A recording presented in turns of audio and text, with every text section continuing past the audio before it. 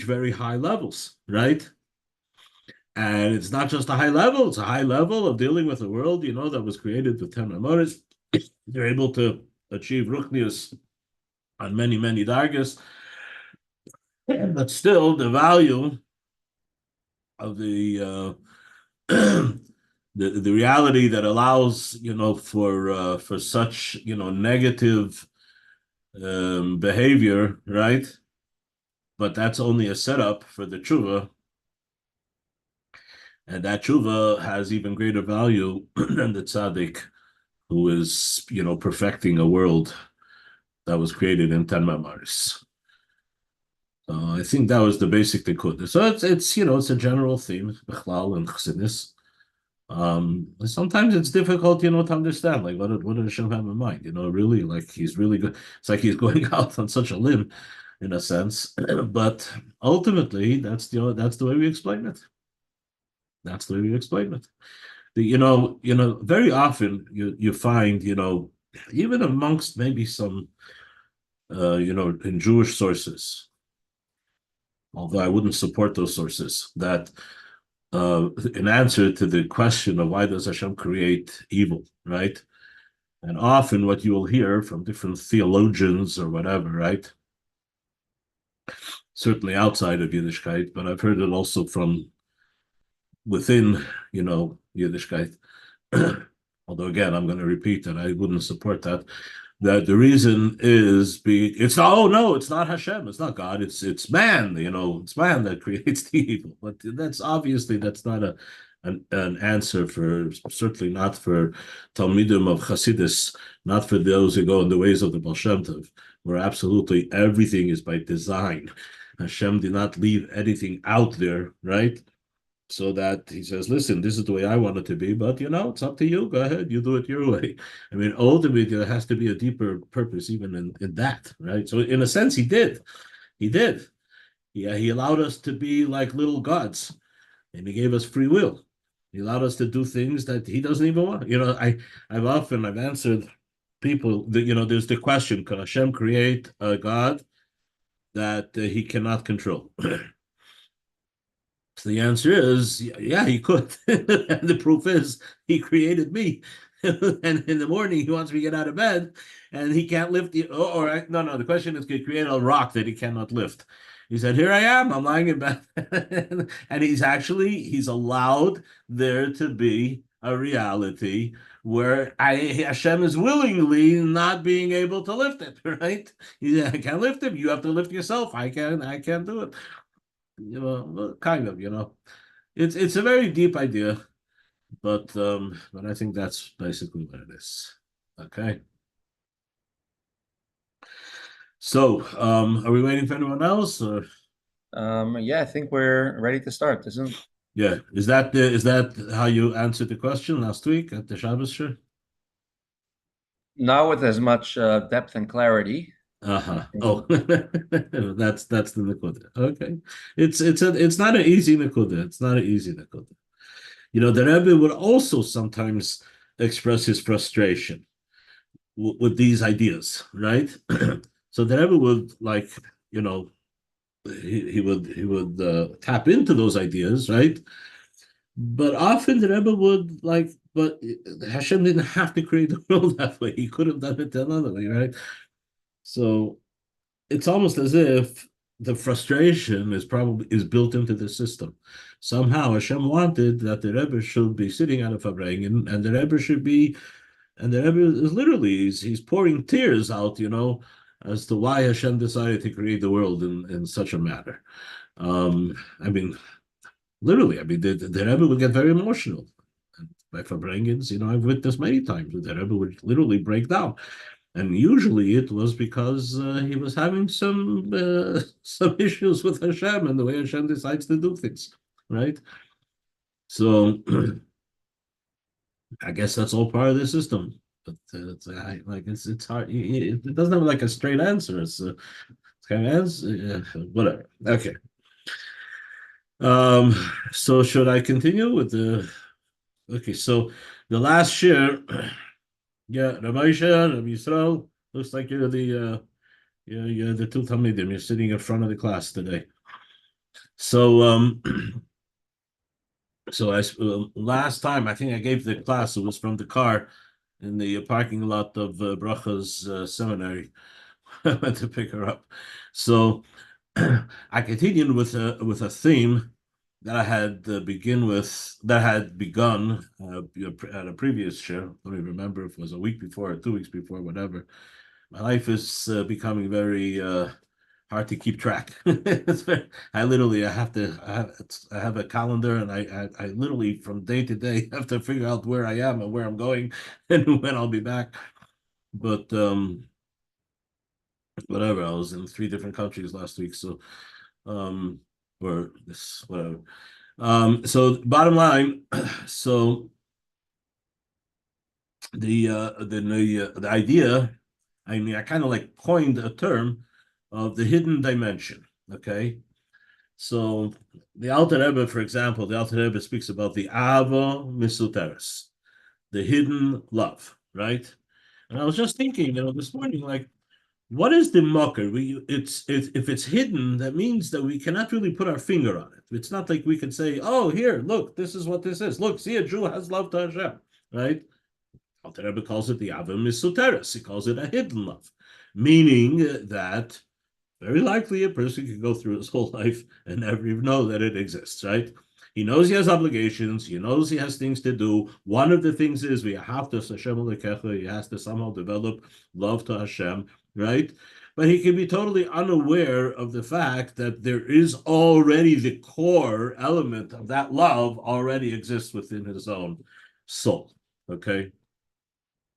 Hence, it's called the Ava Misuteres. I was wondering, like, what's the mucker? What's the proof? Right? I was thinking because I was having some fun, comparing this to how scientific theory works, right? Where you make an observation, and then you stipulate that there's some kind of dimension there that you cannot necessarily observe. You don't readily observe it. That's why it's only called a theory. You come up with an idea that if it would be so and so, then that would explain the observations that we are making, right? And then you do all kinds of testing and testing and testing. And if it's consistent, then it becomes, almost like accepted fact. But it's not always that way. I mean, some of the most popular theories are still called only theories, right? Like Einstein came up with the theory of relativity, or he came up with the theory of gravity. What is gravity? Gravity is curvature of space and time, right?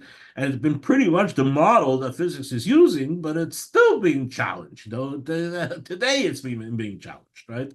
It's not something that you can make an absolute observation and say that that's the way it is. Okay, so if they could do it in science, we could do it as well. As a matter of fact, the difference is that it's just like kind of like it's a speculation in science, and in Yiddishkeit that's not the case.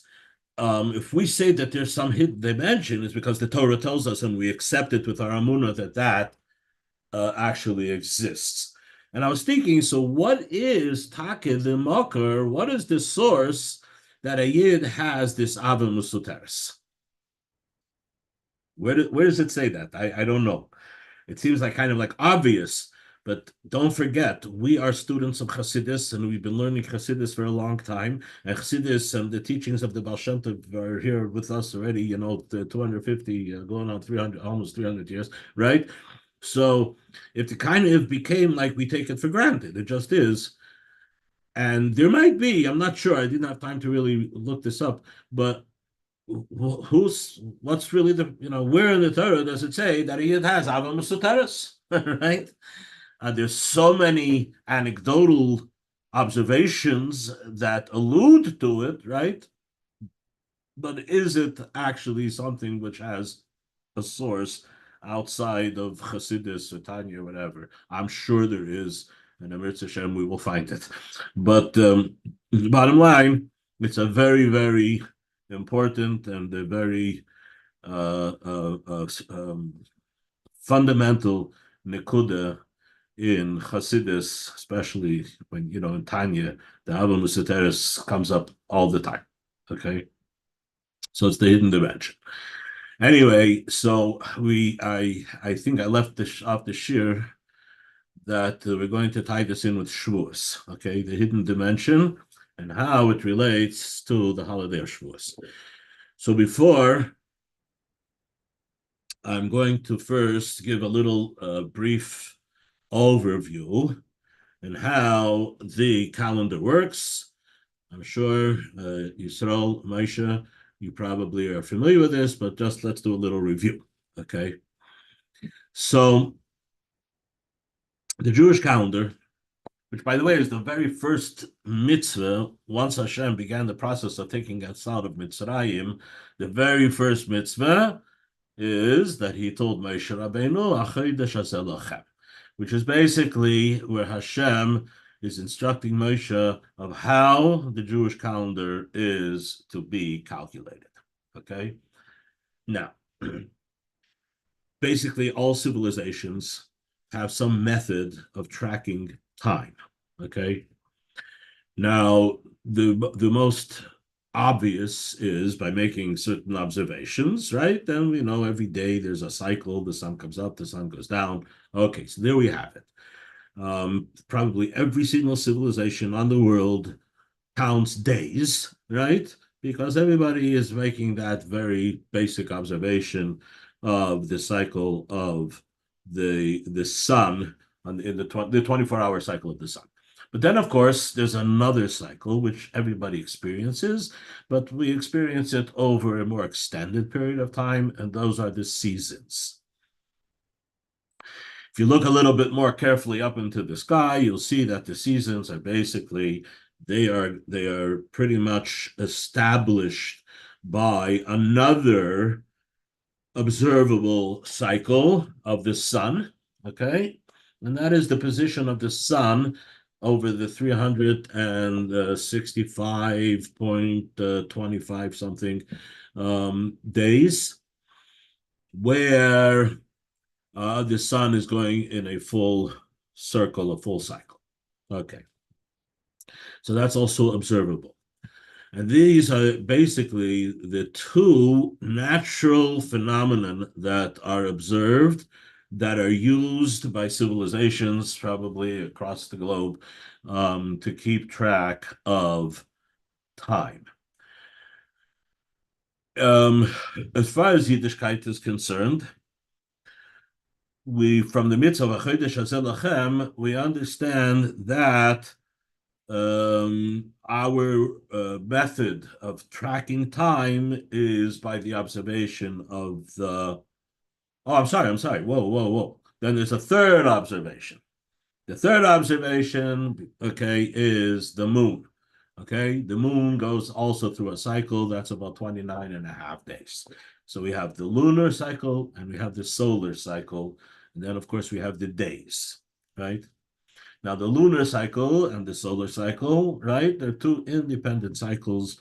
They don't have anything really to do one with the other. They don't even mathematically coincide conveniently, right? So you don't have a nice even number of lunar cycles fitting into the solar cycle, right? Okay. Now, back to what I started to say. Our mitzvah, is that Hashem wants us to basically track time by the moon, okay? But we can't ignore the solar cycle.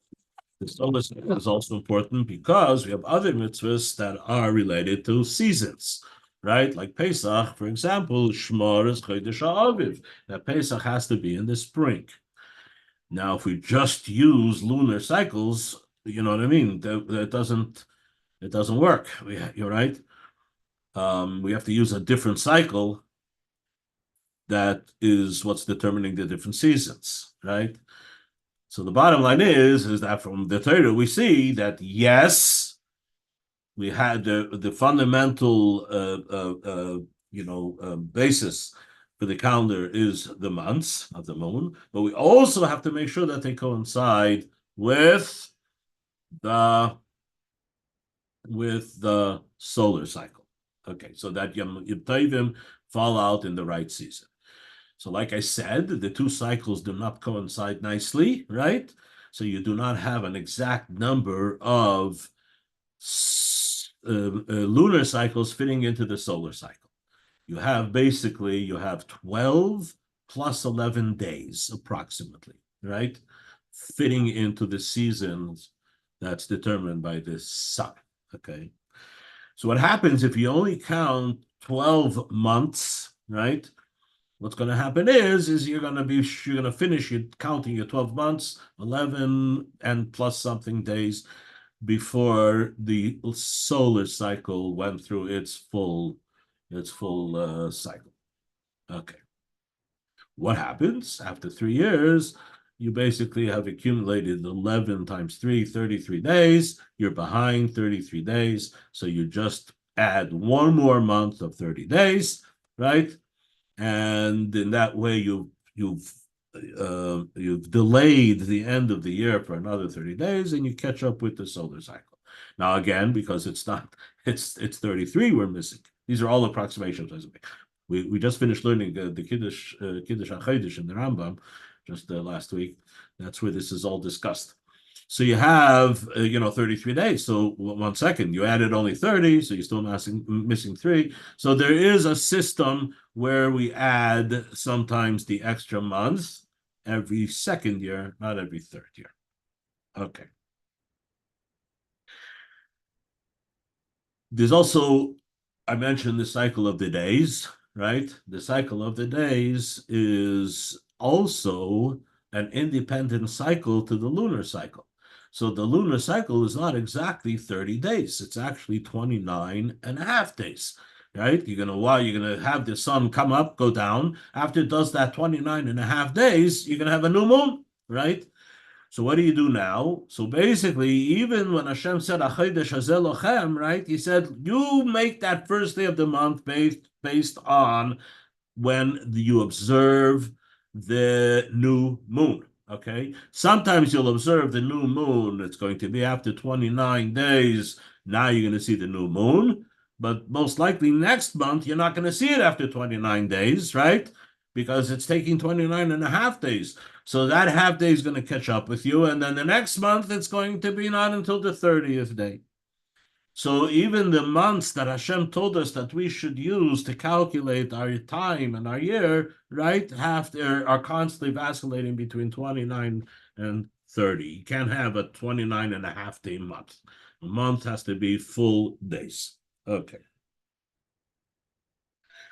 All of that has a very, very practical application to the Yom Tov of Shavuos. How does that have its application to Shavuos in a very, very practical way that affects halacha even now? Okay. So, all of the Yomim Tovim, except for Shavuos, have a designated day in the month. So Rosh Hashanah is the first day of Tishrei. So you had witnesses who came, they saw the new moon, and they established the day is going to be the first day of Tishrei. It's also going to be Rosh Hashanah. Now all you have to do is count another 10 days, and it's going to be Yom Kippur. Then count another 5 days. The 15th is going to be Sukkot. Okay, you established the Chodesh, and now you know when the Yom Tovim are going to be because the Torah designates a date. Then you come to Nisan, right? We have another Yom Tov coming up. So every month was decided by observing the new moon, what month it is, when the new month begins, and then same thing with Nisan. So we know the first day of Nisan, and now that we've established the first day of Nisan, on the 15th day is Pesach. When it comes to Shavuos, the Torah does not give us a date in the month. What does the Torah there say? Okay, we have a designated time for Pesach. That's the 15th of Nisan. And after the first day of Pesach, count for 50 days. And on it, we'll count 49 days. And then the 50th day is Shavuos. So Shavuos is determined by the 15th of Nisan. That's it. The only day on the calendar that determines when Shavuos is going to be is the first day of Pesach, 15th day of Nisan. Okay. What that means is that Nisan, if it's 30 days, and then Iyar is 29 days. The Yom Tov of Shavuos is going to be on the 6th day of Sivan. But that's not necessarily absolutely the case, because, like we say, it's not a perfect cycle fitting of days fitting into the month. So it vacillates. It doesn't always vacillate exactly 29, then 30, 29, 30, because it's not exactly 29 and a half either, right? So sometimes you'll have 29 twice, and sometimes you'll have 30 twice, right? So let's look at Nisan. So we have now a set calendar. That's a whole separate thing. And now it's actually set where Nisan is 30 and Iyar is 29. And all of this was done brilliantly in the times of the Gemara, right? They basically established a calendar, okay, and takes into account all of the different discrepancies that happen because of these cycles that don't fit one into the other. But it doesn't absolutely have to be that way, right? Because when Mashiach comes, we're going to go back not to a fixed calendar, but it's going to be a month-to-month calendar where Adam are going to come and say that they saw the new moon, right? It's going to end up to being very similar to our calendar, but it's not going to be exactly like our calendar, because when they did make that calendar, they decided that they were going to make sure that certain things don't happen. They got the word. They made sure that that Yom Kippur should never come out on a Friday or on a Sunday, right? So they had to play around with the calendar. But if they played around in one end, then they compensated for it somewhere else. Okay, so they manipulated the calendar, but they did it very carefully so that you end up at the end with everything kind of like balancing out. Okay, so now here we have the 50th day of Nisan. Nisan, not for 30 days, they didn't see, at the 30th day of Nisan comes, they didn't see the new moon, so now it's going to have 30 days, and the new moon was going to be seen the next day, which is going to be the first day of the year. Okay, our calendar, the set calendar is like that too. Comes Iyar, 29 days later, they see the new moon, and now the first day of Sivan is the next day. And then the 6th day, if you just count the days, 50 days, it's going to be the 6th of Nisan. What happens, though, if, let's say, in Nisan, they saw the moon after 29 days? So now it's not going to be a month of 30 days. The next day is going to be Rosh Chodesh Iyar. It's going to be Rosh Chodesh Iyar, okay? So you're getting to the 50th day. You're getting to it a little faster on the calendar because you skipped a day, right? So now you're going to get to the 50th day. I'm sorry, the calendar is going to be moving along now from Iyar, and then you're going to come, and then is again Iyar is again only 29 days, right? So all of a sudden, the calendar is already now at the 7th of Sivan, and that's the 50th day from Pesach. The other way around, let's say both months are going to be 30-day months. You have 30 and 30. And by the time you get to the 5th day of Sivan, you'll already have had 50 days. And that's going to be the Yom Tov of Shavuos, right? There's a very interesting discussion in Shulchan Aruch. The day of the giving of the Torah, was on the 6th of Sivan, right? The fact that Shavuos is on the 6th of Sivan is kind of arbitrary. It is because we have a fixed calendar, right? But it doesn't have to be the 6th of Sivan. And yet, in the davening, when the Anshe Knesset HaGedolah, when they formulated the davening, they referred to Chag HaShavuos also as Man Matan Torosenu. Every Yom Tov is referred to in the davening, which is established by the Anshe Knesset HaGedolah. So it's a very exact lashon, a very exact terminology, and we associate Pesach with Cherosenu, and we associate Shavuos with the Torah, with the giving of the Torah. But technically, Shavuos is not necessarily connected to the giving of the Torah because it doesn't even have to fall out on the day that the Torah was given. By the way, to make this whole thing even more complicated, the Gemara there's different opinions as to when the Torah was given, what day of Sivan the Torah was given. But that's already it's a separate discussion. But in any case, so the bottom line is, I think the Alter Rebbe's the conclusion is that because we have a set calendar and it happens to fall out on the sixth day of Sivan, which happens to be the day which, according to the most opinions, is the day that the Torah was given, so the Anshei Knesset HaGedolah decided to associate Shavuos with Matan Torah. Okay? So now that you've just been educated on how the calendar works, you realize that, okay, we're calling it Man Matan Tereseinu. Pesach is Man Tereseinu because Pesach for sure is the Yom Tov that's associated with Hashem taking us out of Mitzrayim. When Hashem gave us the Yom Tov of Pesach, He told us is that we should remember the going out of Mitzrayim. But when Hashem gave us the Yom Tov of Shavuos, He didn't tell us anything about it being associated with the giving of the Torah. And indeed, it's possible that Shavuos should be on a day different than the day of the giving of the Torah. And yet, in the davening, we do call it Zman Matan Torah. Okay? So, let me just add one more little halachic little quirk over here. That this idea that Shavuos could be on a different day, right, than the sixth day of Sivan is something that is actually halachically possible even today. Even today. Now, this whole conversation, I think maybe Rabbi Itkin, you were going to speak about it after the with Rabbi Elkan.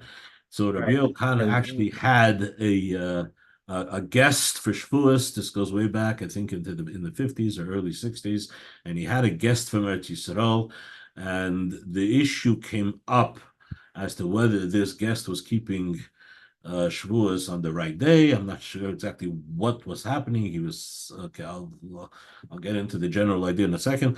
But and then he asked the Rebbe, and the Rebbe said he will speak about it at the Farbrengen. And at the Farbrengen, the Rebbe addressed this issue. Okay. And then the Rebbe spoke about it after that, other times as well. Now, what's the issue? Okay. The 50 days that we count for Shavuos are different than any other counting. For example, we have to count 7 years and make the 7th year Shemitah. That's not an individual mitzvah. That's a mitzvah on the Bezdin. The Bezdin keeps track of years, and then they say, okay, this year is Shemitah. Okay, same thing with Yovel. The 50th year is Yovel. It's only when we have a Beis Hamikdash, but it's done by the Bezdin. Months are also, the Bezdin is calculating the months. The Bezdin has to hear the testimony that the new moon was seen, right? They establish Rosh Chodesh. They say Kodesh, Kodesh. The three members, a minimum of 3 members of the Bezdin have to hear the testimony, and they pronounce the day to be Rosh Chodesh by saying Kodesh, Kodesh, Kodesh 3 times. Okay. All of this is done for us. In other words, we see that in the Torah, one of the basic principles is that there is the individual, and the individual has his responsibilities. And the fact that there's also community is not just a matter of convenience, but it is integral to the Torah. Because according to Torah, the individual has to keep Yom Tov, but he has to keep it on the proper day, and he's not the one who designates the day. It's the Bezdin that designates the day. So the idea that you're not alone. You can't just serve Hashem and be Mekayim, the 613 mitzvahs, as an individual, because you're performing the mitzvah, even though it's your obligation as an individual, is completely totally, it's dependent, it hinges on what the Bezdin is going to determine as Rosh Chodesh. So it's kind of like if a Jew cannot go off and live in some isolated place and completely disconnect himself, because he won't know when he is to do the proper mitzvah. You need to be part of a bigger klal, a bigger community, right, that has in it also a Bezdin and so on and so forth. Whatever, this is just a little sidebar, right? but it's going to come up again in a second, and I'll show you how. So here comes Shavuos, and you have to count 50 days. The pasuk says, "Usfartem lochem." It's not best in counting. You go to shul, you hear the Rav counts first, and then everybody counts, right? Why does everybody have to count? I don't have to count for Shemitah. I don't have to count, for anything else, right? It's similar to when a woman has to count days to determine when she can go to a mikveh. So that's a personal counting, right? Shavuos is similar to that.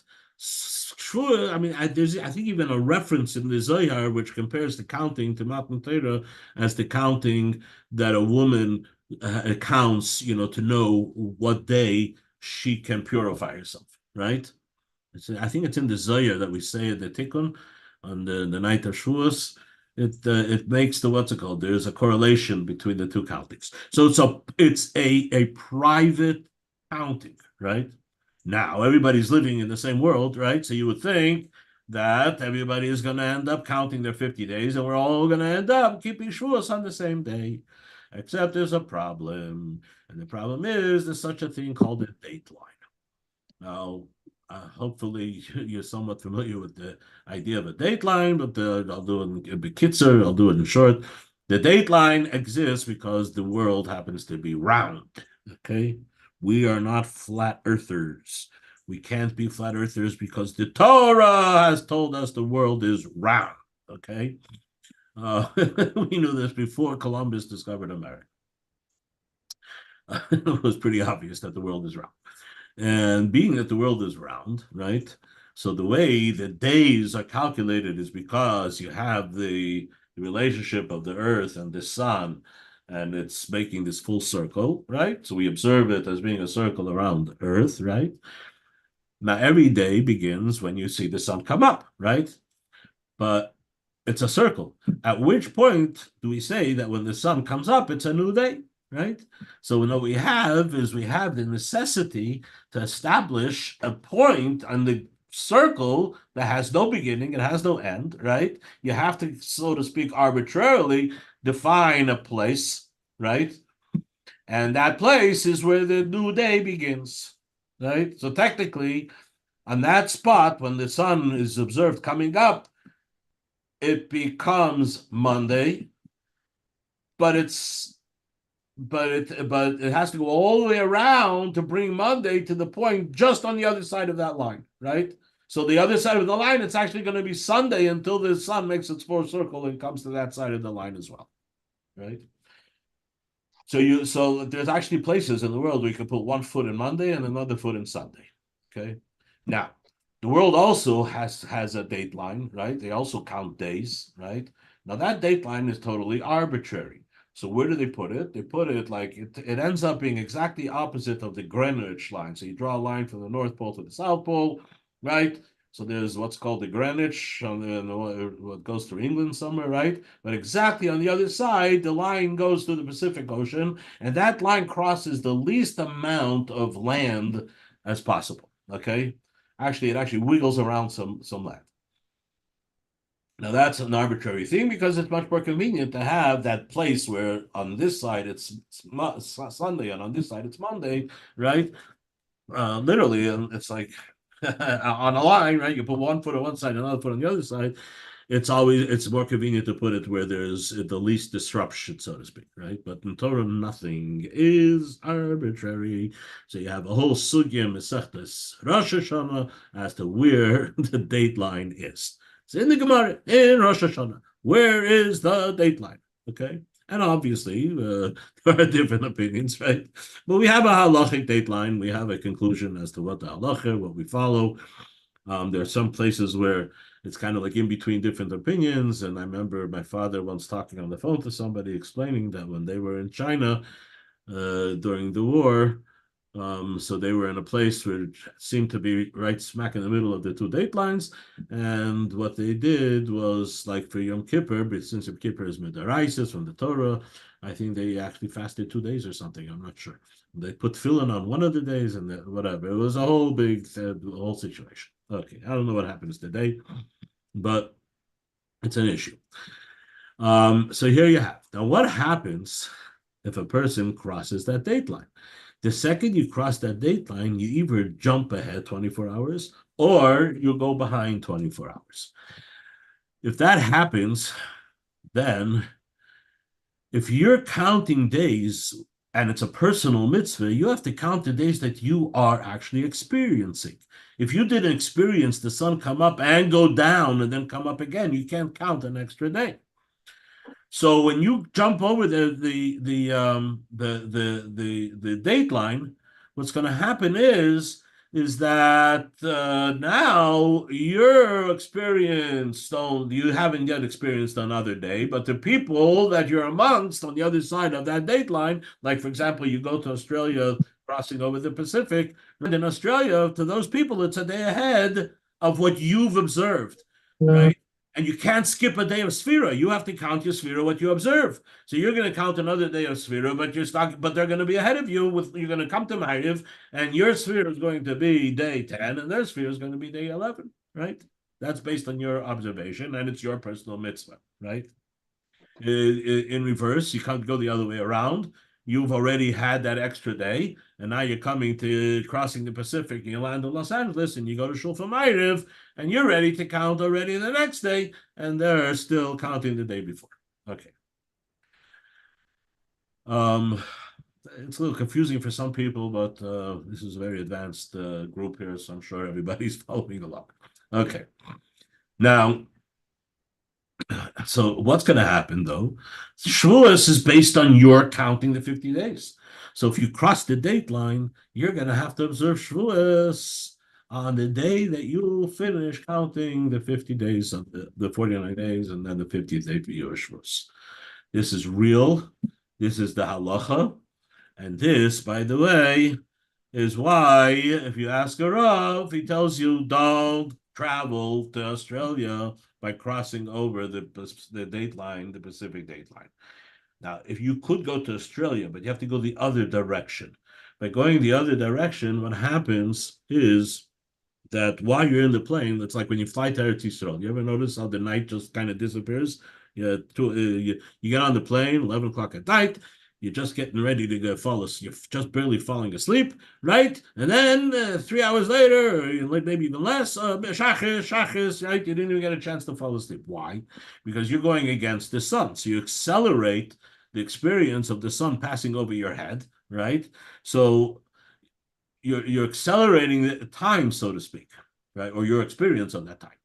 If you're basing your experience on what you're observing as far as the sun. So when you're traveling towards the sun, you're making this, and the sun is coming towards you, so you're traveling eastward, and the sun is coming from the east to the west.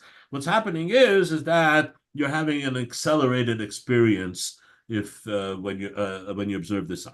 So if you fly to Australia, you'll have had time to quickly daven Ma'ariv. You didn't have to wait 24 hours to daven the next Ma'ariv, but you're going to have the experience of the sunrise and the sunset accelerated so that when you land in Australia, you will have caught up with them, and you will be, and you'll, what's it called? And you'll you'll daven Ma'ariv, and you'll be holding at the same sphere. Okay, so that's what Rabbanim will tell you to do. Rabbanim tell you, don't fly over the date line between the first day of Pesach and Shavuos unless you're going to come back before Shavuos, okay? Because you'll have lost a day, but then you'll have gained a day on your way back, okay? The Rebbe, addressed this whole issue in response, I guess, to the query of Rabbi Khan based on his guess that apparently had crossed the date line, right?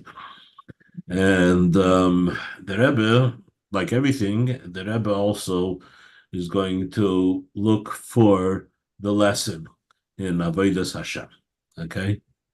And this is where the hidden dimension of the Torah comes up. He says, it's on the one hand, we say in the davening, Zaman Matan Torah. This is the time that Hashem gave us the Torah, okay? On the other hand, we know that for an individual, it's possible that his Shavuos is on a different day.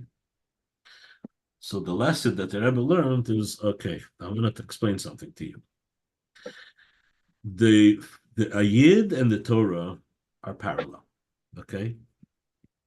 That's why, for example, we find in the Zohar, we find that in reference to the Torah, the term gufa da'iraisa, lishmasa da'iraisa. A person has a body, a person has a soul.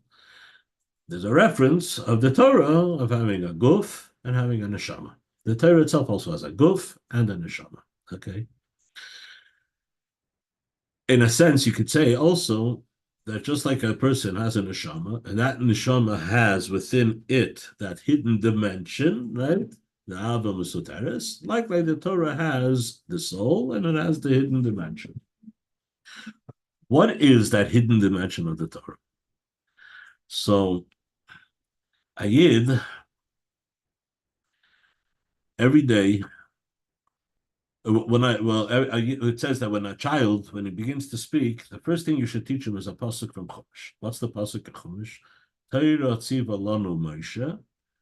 Hashem, the Torah that Moshe has given us and that has taught to us, Moirasha Kehilas Yaakov. It's an inheritance to the congregation of Jacob, right? The Torah is being referenced as an inheritance, okay? Which is interesting because this in a Mishnah, there's a Mishnah in Pirkei Avos where it seems that the Mishnah forgot this pasuk because the Mishnah says clearly exactly opposite of the pasuk. Ein a Yerushalach. It's not a Yerusha, right? And you want Torah? Don't think that you can just inherit it, right? You got to toil for it. You got to work for it, right? The basic distinction between an inheritance and something that you earn is that inheritance comes effortlessly, right? It says that a Tibik ben Yoimai, if a child was born and he's 1 day old and his father passes away and he left the multi-million-dollars, the very first day of this child's life, he is a multimillionaire, right? He did nothing for it. All he did was he got born. And being that he was born, right? I mean, I guess being born is an accomplishment, but it's not so much his accomplishment, right? So here he was born, and he's a millionaire on the day he's born, because it's a Yerusha. Yerusha goes over from the father to the son effortlessly, seamlessly, just naturally, nothing required for that to happen. Everything else required. You want the boss to pay you, got to do a job. You have a contract, and he has to then give you the money, and then you have to acquire the money. Or you want to give somebody a present, same thing. You can it doesn't automatically go. You have to give it to them, and when you give it to them, a person has to make a kinyan. He has to do something which is an act of acquiring. Not so by Yerusha. Says the Pirkei Avos, oh, you got to toil for Torah. It's not a Yerusha, but the pasuk said it is a Yerusha. Meirasha Kehilas Yaakov. Says the Rebbe, oh, das is pshat. This is what it means. When we say it depends which part of the Torah you're talking about. Are you talking about the Gufa da'iraisa or Nishmasa da'iraisa?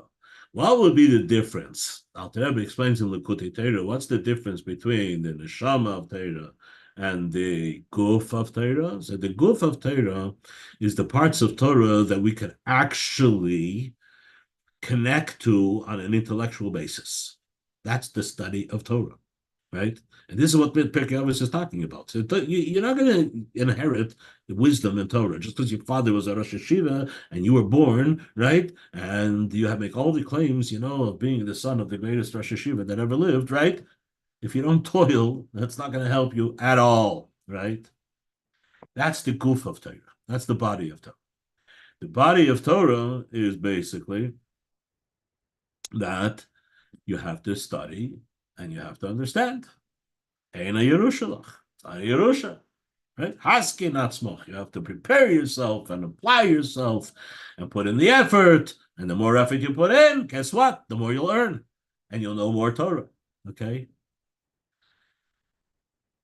But here's the hidden dimension. If I don't study Torah, right? Or I don't use my full potential, right? Am I less connected to the Torah? The answer is, wait, your hidden dimension is connected to that inner dimension of the Torah. And that's absolute. That's what the pasuk means, Meirosha, Kehilas Yaakov. It's an inheritance. By just the fact that you were born a Yid, on the day you were born, just like the child is now as a multimillionaire, you're even better than a multimillionaire. The day you were born as a Jew, you have the Torah. You and the Torah are like one. And that's an absolute fact, but it's a hidden dimension. When you are studying the Torah, by the way, you're not acquiring something new, you're acquiring something that's already pre-existing somewhere deep in your soul. All you're doing is every new discovery that you make in the Torah, you're bringing out something that already is an existence within your essence, and you're bringing it to the outer surface of yourself, which is in this case the process of your intellect, okay, into your consciousness when you're studying the Torah. So you have these two dimensions. You have the two dimensions in a person and the two dimensions in the Torah. The inner dimension of the Yid is intimately connected with the inner dimension of the Torah by virtue of the fact that you're a Yid. You don't have to do anything to be a Yid. You are a Yid. But obviously, you want to live like a Yid as well. That's what you are. You might as well live that, right? Because then you're going to be in peace with yourself. Like I spoke on Pesach, right? The Cherus is that you're in sync with yourself. So bringing the inner to the outer is just making the whole in sync, right? Where the outer and the inner are actually in harmony one with the other, right? Likewise, the Torah, the essence of the Torah is there and it's yours, right? But then you don't want to just have it, right? What's the point? Somebody said it's like having a package with some amazing whatever. You have or you have a computer and you own it, but you never took it out of the box, right? You 100% 100% own it. If somebody stole it, they have to pay back, right? You didn't even know how to use the computer. This was somebody I once gave the shiur, and somebody's brought up this mushal. They said they have something like you got the computer, it comes in a very nice box, right? And even after you took it out and you start using it, there's so much more potential to that computer, right? That you probably will never even discover, right? That you can actually do and use that computer for, right? Very good motion, right? Still your computer. The whole thing is yours, right? You own it, right? You haven't mastered Excel, and you didn't even know that Excel was an option on your computer. That doesn't mean that it's not yours, right? It came with Excel, so you even have Excel, right? So you, a Yid, by virtue of having been born a Yid, is connected, has the Torah. Marasha Kehilas Yaakov, he has the Torah. What is Pirkei Avos telling you? Pirkei Avos is telling you, listen, you are Yid. You have the Torah. You're connected to the Torah. Maybe take it out of the box and actually use it, right? That's what the Pirkei Avos means when it says, Haskin Atzmach, prepare yourself, apply yourself in order to discover what you already have within. So that's where the hidden dimension comes up in Shavuos, because in Shavuos, says the Rebbe, that's why it's possible for both Shavuos to be on the collective day, the communal day, which is the 6th day of Sivan, where everybody is keeping Shavuos, but then there's also your own personal Shavuos. The Hayom Tif of Shavuos is basically, we're celebrating the fact that we are connected to the Torah. Hashem gave us the Torah, and by virtue of the fact that we're Jewish, Meirosha Kehilas Yaakov, which interestingly is why the minhag by Chassidim in general is that we actually don't open up a Gemara the night of Shavuos. There's nothing wrong with that, obviously, right? But our minhag is that we say the tikkun. And what are we saying? We're just saying words of Torah. The first beginning of the parsha, the end of the parsha. We're not really studying anything. We're reciting words. And the reason is because by the Chassidim, we are actually emphasizing the idea that on Shavuos is the day when Hashem is giving us the Torah, that it's ours, right? It's not about mastering the Torah. That's the second thing, right? But it's already yours. Celebrate the fact that it's yours and it's embedded in your very essence. The fact, though, that Shavuos could also be on a personal day, right, where you're having a different day than everybody else, like I described before, says the Rebbe, that is to teach us that you cannot rely on the Torah just by virtue of the fact that you're part of that community. You can't say, okay, I have the Torah, and I said the whole tikkun on the Shavuos, right? But I never bothered to open up a Gemara and start learning, right? Nope, no good. Yes, it's yours, but that's like you're leaving the computer in the box. What's the point, right? So you have to have your personal connection to the Torah as well, right? Where you have to apply yourself on your level with your clever right? All valid in the study of Torah, right? Because it's a personal thing as well. And that has to be celebrated as well. This is demonstrated by the fact that Shavuos can actually be a very, very personal Yom Tov, where you're not even celebrating on the same day as everyone else. Okay? So this is the lesson that I want to share with you. And I even somehow managed to tie it into the hidden dimension as well.